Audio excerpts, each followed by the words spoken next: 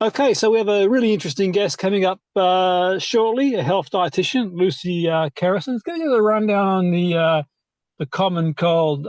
I suppose you could make a case in point that sort of time of year where, at least in sort of Northern Europe, the UK gets colder, and let's sort of see if there's any correlation between the weather and the common cold. And I suppose sometimes you could make a case in point that, when it's cold, a bit more of a runny nose and other stuff. But Lucy, welcome to the show. Great to have you on board. What can you tell us about the common cold? Yeah, thanks for having me. So we've been, looking at for research, and it's really interesting to see that actually there's a lot of these kind of like old myths that have been around for years and years and years, but they're still going around now. So things like going outside in the cold without a coat will cause these coughs or colds, or going outside with wet hair is going to, cause a cold. And actually, what we know is it's not really linked to being out in the cold weather, but these viruses are kind of feeding when you're indoors and it's in close proximity with people. So I'm on this campaign with Yakult to really kind of like myth bust and show people the facts so that we know what we can do to help support our immune system and, prevent these colds and coughs this time of year. And so actually what we do know is that your gut health is really, really important for this. So around about 70% of your immune system is within your gut.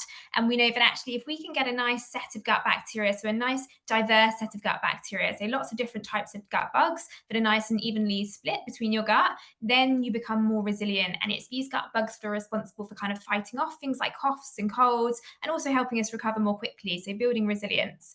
And so the best way to feed the gut bugs and to support your immune system is through different fibers in the diet, different fermented foods, so things like your live yogurt, your kimchi, your kombucha, those kinds of products. Yeah, and absolutely. I have to admit, Lucy, I would say for me, I started sort of looking into this a bit more around when we had the COVID pandemic. I became interested Yeah. in these areas type thing, and explored. And I must admit, I made a few changes myself in terms of what I was eating. I started eating, I'm not sure, is it kefir, pronounce it correctly? Kefir, whatever, Yeah, Ke.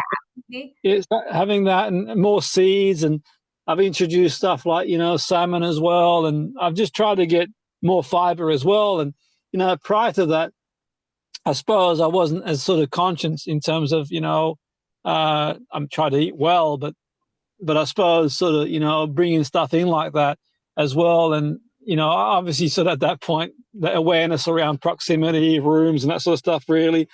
So I would say some of that sort of stayed with me. I know that's off piece, a little bit off track, but do you think that sort of that had an impact on people in terms of, more aware of sort of, virus, and I know it's a completely different virus than the cold, but people become more aware of things, more aware of their health, more health conscious?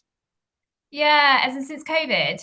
Yeah, yeah, absolutely. Yeah, yeah. Yeah, I think so, because I guess, we have all these like little viruses that are common. There's viruses and colds and things every year. And COVID was such an extreme version of that. But I think it did cause a lot of us to focus more in on our health, which is, it's only a good thing. And so you're completely right, oily fish, omega-3s, if you're someone who eats fish, really great in terms of supporting your gut bacteria, all these different fibers. So not only vegetables, but also, beans and pulses, nuts and seeds, whole grains. These all support our gut bacteria and our immune system. So what's really good with this area is it's all about what we can kind of add in to support our gut, not just kind of restrictions. And it's these things that we're doing kind of consistently and daily, which will really, really have the impact.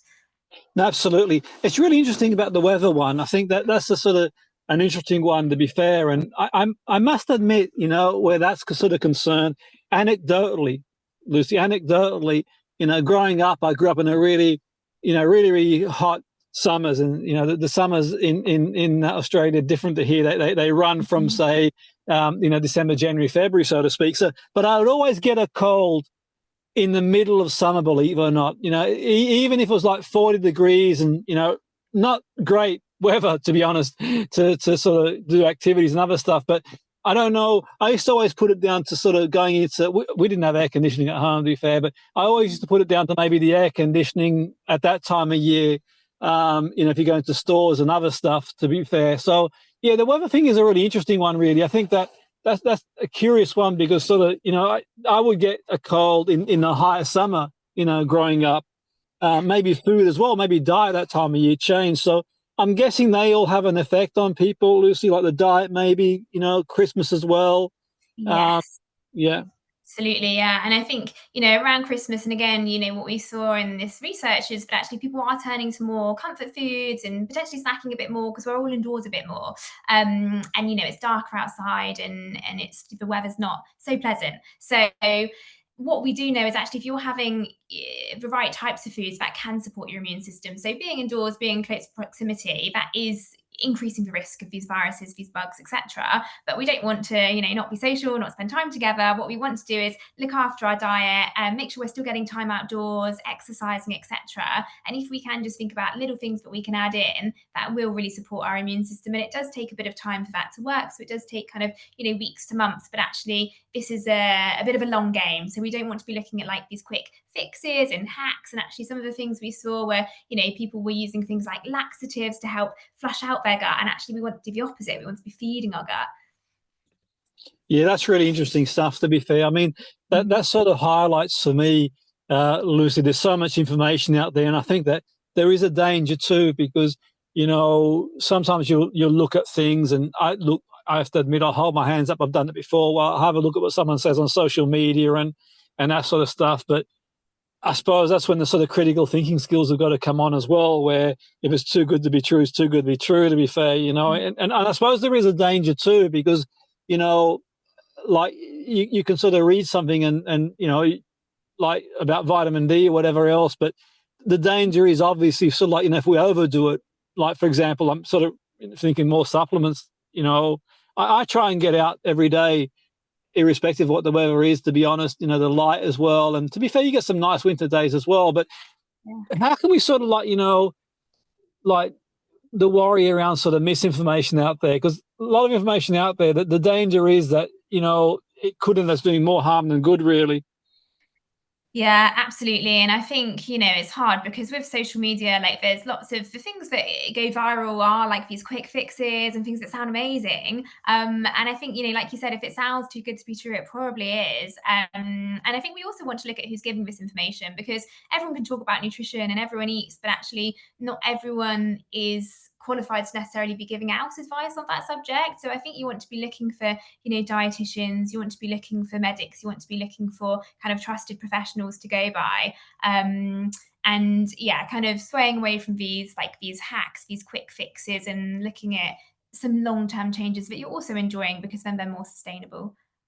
Yeah, and absolutely. And I suppose, one thing, I mean, I've got my pen and paper handy to get a few ideas off you, Lucy. I'm always sort of up for new ideas and other stuff. I mean, I recently started a few months ago having olive oil, a lot more of olive oil, to be fair. And I can't order, like I try and, get an order in. I've done a bit of, asking around and that sort of stuff. So I found an olive oil that works for me.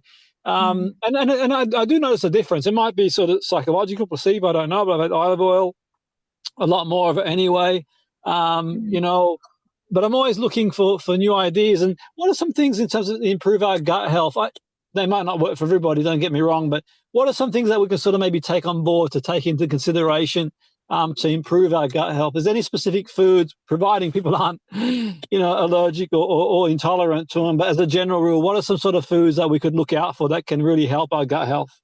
Yeah, absolutely. So I think some that have gained a bit more traction, and for good reason, recently is kind of the fermented foods group. So we know that, things like kimchi, things like your live yogurt, all of those products that have live bacteria as well, they can also support our gut health and our immune system. So even if you can kind of like make little swaps, so have your mince pie, but have it with some live yogurt, for example, instead of custard. Really great swap, still super tasty. And then in terms of your other products, it's making fiber fun, I think, because it's all about the fibers and the different types of fibers. So for example, could you have like a bit of a pick and mix of fibers? So you've got like a snack tray that's got some different nuts and seeds. They could have a bit of dark chocolate on if you like. You could have a bit of popcorn there, which is a whole grain, and just a few kind of different picky bits. So I think it's about creative ways of getting in these different plants and making them fun, and the fermented foods too. Absolutely. I'll keep an eye out for them as well. I mean, what I've done as well, and I speak anecdotally because I'm sure a lot of people can relate to this as well. I've sort of gone for as and when I've cut bread, but when I do have bread, I try and have sourdough. I've also sort of tried to swap rice with grains where possible. I've brought in oats as well, but the only issue with that is the ones I was getting at one point were high in sugar, the ready-made type ones. I've kind of shopped around and got different things. So, I mean, that's the sort of thing. Well, that's what I mean. It's a bit of a mindful at times, Lucy. You know, you think you're onto a winner, but then you think, okay, well, this has got a lot of sugar in it type thing. And, you know, it can be frustrating at times too, you know, when you're out there and you know, you're sort of shopping, you think, well, I've got something that sort of I really enjoy, but, you know, it's one of them really. But in terms of fiber, I mean, what else can give us fiber? Is like generally, what else can we eat that can provide fiber? Is there anything else specifically that is high in? Yeah, absolutely. So some of the highest fiber products are things like beans and pulses and also seeds. So I think these are really great additions, and these are ones that often get mixed and missed. Sorry, and I think also, you know, your beans and pulses, they provide a bit of fiber and a bit of protein. And we know what's also important for the gut is kind of your protein to fiber ratio. So if you're having a really high protein diet and not much fiber, not great for your gut bacteria. Versus if you know, you can maintain a fair protein diet and also up your fiber. Really great way of doing that is including some veggie kind of proteins and fibers like your beans and pulses. So I think that's a great addition. And then also, you know, your seeds are very high fiber, so they're a really good addition. So those are some of my key ones, but also, you know, fibers are in any different plant-based products. So they're in your vegetables, they're in your fruits, they're in your whole grains. So, you know, like you mentioned, I think things like, you know, millet, quinoa, those grains, they're really good. So any white product you can swap for kind of like a darker, higher fiber product is great. So even, you know, white pasta for whole grain pasta. Yeah, and absolutely. And I suppose on a final, I mean, one thing I've sort of brought into my my sort of diet for a while now, last few years, is smoothies. I just whack it all in the smoothie sometimes. Yeah. I try and have it independently, but also to, you know, when you're on the go and that sort of stuff. And, you know, is there any like smoothies? What's your take on smoothies? Like, you know, just putting all sorts of different stuff, blueberries, bit of broccoli, some seeds and all sorts of stuff, just whack it all in the smoothie type thing. Yeah, I love it. I think it's a great idea. I guess there's a really big difference between smoothies and juices, because when you fully juice something, you're losing a bit more fiber. So it's not quite the same. But if you're doing a smoothie, some of those fibers might change a bit, but it's, you know, like you say, a really easy way of getting in a lot of diversity. And we know the diversity is key. So you could be putting in, you know, some subtle veggies, like you said, your broccoli or your, you know, your spinach or your kale goes quite nicely in smoothies. You could be adding your fermented milk drink into that. You could be adding in some different fruits, a bit of flavor. So you can get in like a lot of variety in a really kind of quick little smoothie. Yeah, I'm a big fan of those. Yeah, and absolutely. I have I use the I don't even know if I'm pronouncing it properly, the kefir in the smoothie. That seems to sort of work for me. Is there any way people can have a look at maybe some of the research of your work? If you want to signpost them anywhere, please feel free to do so, Lucy. Yeah, absolutely. So all of the research from this campaign and all the stats and all our, like, you know, tips and tricks and my ideas, you can go to www.yakult.co.uk/gut first, and we've got loads of information there, and we've got, you know, all of these things we've discussed today and more. Brilliant. I'll definitely check it out as well. I'm always looking for sort of new ideas where possible. Absolutely. And definitely sort of, you know, the gut health is sort of something that sort of, you know, looked into it more and more over the last few years. And whether it's anecdotal, you know, it's anecdotal, maybe placebo, but do feel better for it. Absolutely. You know, increasing fiber and protein and that sort of stuff, really getting more of a balance, you know, definitely, and, you know, makes a difference, to be fair. And, you know, even like, you know, like Coles and other stuff as well. I think it's whether it's the placebo thing, but for me, my own experience has played a big role in that as well, to be fair, in terms of, you know, feeling just better in general. But it's great speaking to you. Thanks for your time. Really interesting, informative, and have a great day. You too. Thanks for having me. Bye-bye.